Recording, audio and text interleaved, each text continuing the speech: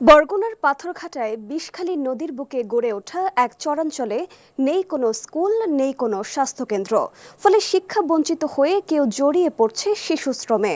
পড়াশোনা ছেড়ে দিচ্ছে অনেকেই। বর্ষায় নদীপথে পারাপারে থাকে দুর্ঘটনার আশঙ্কাও। বরগুনা থেকে মাহমুদুর রহমানের প্রতিবেদনে বিস্তারিত।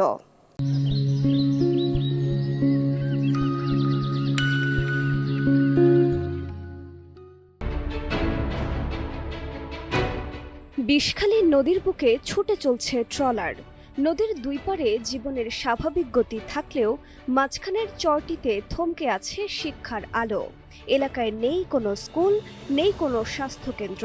ফলে প্রতিদিন নদীর ঢেউয়ের মতোই অনিশ্চিত হয়ে উঠছে কোমলমতি শিশুদের ভবিষ্যৎ। শিক্ষার আলো থেকে বঞ্চিত শতাধিক শিশু।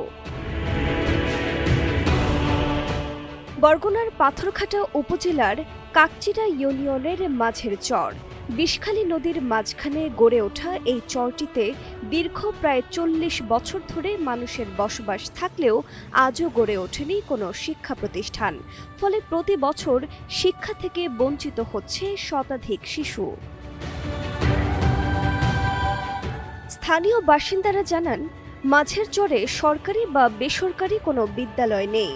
একসময় একটি এনজিও সাইক্লোন সেন্টারে অস্থায়ীভাবে পাঠদান চালু করলেও সরকারি সহায়তা না পাওয়ায় সেই কার্যক্রম বন্ধ হয়ে যায়।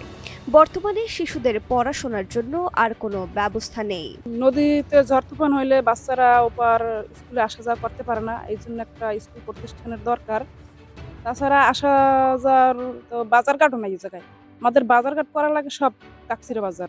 ওপার যাইতে আজকাল তো যাইতে পারি না আমরা, বাচ্চাগুলো ওপার যাওয়া যায় না, এই সমস্যা।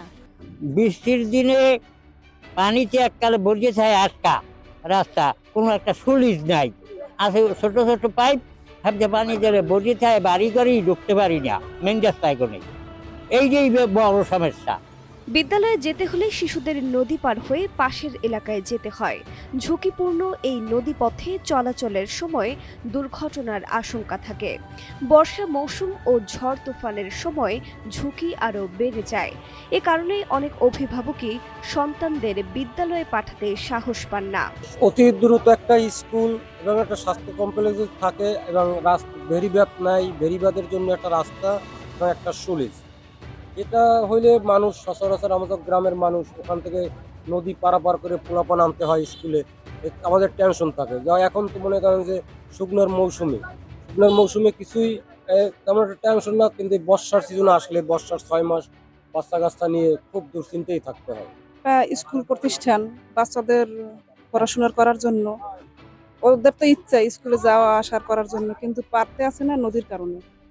ঝড় তুফানের সময় স্কুলে আসতেই পারে না। আমাদের মেইন সমস্যা এই শিক্ষা থেকে যাতে বঞ্চিত না হয়, অক্ষর জ্ঞান সম্পন্ন কমপক্ষে যেন আমাদের ছাত্রছাত্রীরা হতে পারে, এজন্য এই শিক্ষা প্রতিষ্ঠানটা জাতীয়করণ হওয়া খুবই জরুরি। শিক্ষা প্রতিষ্ঠানের অভাবে অনেক শিশু অল্প বয়সেই পড়াশোনা ছেড়ে দিচ্ছে। কেউ পরিবারের কাজে যুক্ত হচ্ছে, কেউ আবার শিশু শ্রমে জড়িয়ে পড়ছে। যোগাযোগ ব্যবস্থা ও বেড়িবাঁধ না থাকায় প্রতিনিয়ত নানা সমস্যার মুখে পড়ছেন চরবাসী। পাথরঘাটা উপজেলার নির্বাহী কর্মকর্তা জানান, মাঝের চরে কয়েক হাজার মানুষের বসবাস রয়েছে। বিষয়টি গুরুত্বের সঙ্গে দেখা হচ্ছে। যাচাই বাছাই শেষে সেখানে একটি শিক্ষা প্রতিষ্ঠান স্থাপনের বিষয়ে প্রয়োজনীয় ব্যবস্থা নেওয়া হবে। অনেকদিন ধরে ওটি আছে এবং ৩,০০০ লোকের বসতি, যেহেতু এর পরবর্তী যে প্রয়োজনীয় পদক্ষেপ আছে একটি প্রাথমিক স্কুল করার, সেটা যাচাই বাছাই আনতে আমরা নিব ইনশাআল্লাহ। চরবাসীর অপেক্ষা দীর্ঘ, কিন্তু দাবিটা খুব সাধারণ। শিশুদের জন্য শিক্ষার একটি নিরাপদ ঠিকানা। আজ যে কোমলমতি শিশুরা বইয়ের বদলে নদীর ঢেউ আর অনিশ্চয়তার সঙ্গে বড় হচ্ছে, তারাই আগামী দিনের বাংলাদেশ। এখনই যদি তাদের হাতে শিক্ষার আলো তুলে দেওয়া না যায়, তবে এই চরাঞ্চল ভবিষ্যৎ হারানোর গল্পই লিখে যাবে প্রজন্মের পর প্রজন্ম।